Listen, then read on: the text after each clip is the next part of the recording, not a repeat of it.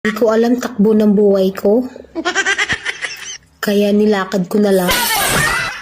Alam mo yung isa sa pangit na ugali ng ibang tao? Yung takot sila na malamangan ng iba. Ganyan talaga, idol. Kapag takot silang malamangan, pilit ka nilang sisiraan. Takot sila na suportahan ka dahil baka masapawan mo sila. At ang masaklap, ituturing kang kalaban kahit wala kang kasalanan. Yan ang ugali ng mga taong takot masapawan. Real talk, umiwas ka, idol, sa mga taong mataas ang tingin sa sarili. Dahil nagagalit yan kapag nasasapawan. At para naman sa mga taong takot masapawan, beshi, matuto tayong maging masaya sa tagumpay ng ibang tao dahil bawat tao dito sa mundo meron iba't ibang diskarte para umahon at umasenso sa buhay. Maging mapagkumbaba ka at wag nang manghatak ng kapwa-tao para bumagsak. Hindi ka gold para masabi lang na ikaw ang umangat sa buhay. Tinamaan ka ba? Umilag ka na lang.